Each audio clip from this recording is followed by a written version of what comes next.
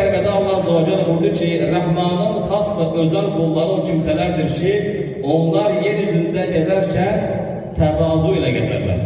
Qardaşlar, Resulullah sallallahu aleyhi ve sellem gəzdiyi zaman Həzrəti Əli deyir ki, sanki bir təpədən aşağı edilmiş kimi sürətli yeriyərdi.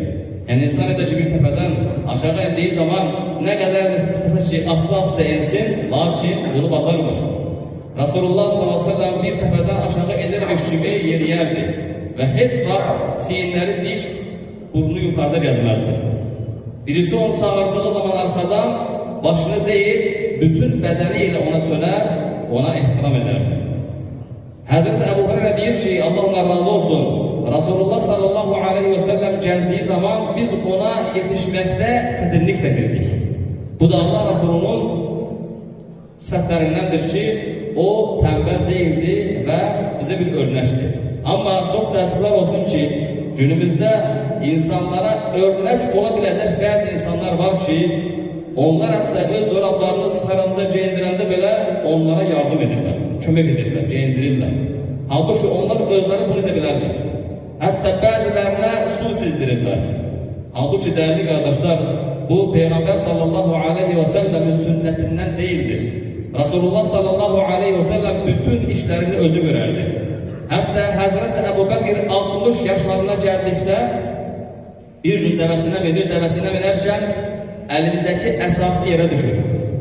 Onun əsasını ona vermək istədiklərində Hazreti Ebu Bekir qoymur.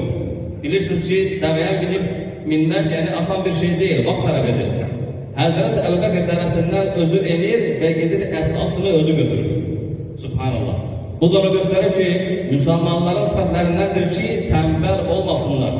Hətta Hazreti Ömer bir gün görür ki, bir gənc yolda gedərkən çox asta yeriyir. Sağa baxır, sola baxır, dayanır. Hazreti Ömer gedib deyir ki, sənə nə olub, xəstələnmirsən mi? Deyir, xeyr, xəstələnməmişəm. Bu zaman Hazreti Ömer əsasını ona vurub deyir ki, o zaman şişməyir. Yəni bu, müsəlmanın sifətlərindən deyildir. Və yaxud da Resulullah, Hazreti Ömer bir gün görür ki, bir gənclərdən biri namaz qılır, namaz qıldığı zaman boynunu yəni qarşıya əyir, çox həddini artıq əyir. Gedib namaz bitdikdən sonra deyir ki, təvazu, xuşu bunda deyil, insanın qəlbindədir. Bir daha belə etmə. Dəyərli qardaşlar, Resulullah sallallahu aleyhi ve sellem bizim üçün örnəkdir. Dedi ki, Allah Resulü sallallahu aleyhi ve sellem əməllərində, etdiklərində heç kəsdən yardım almazdı və yeridiyində belə çox, yəni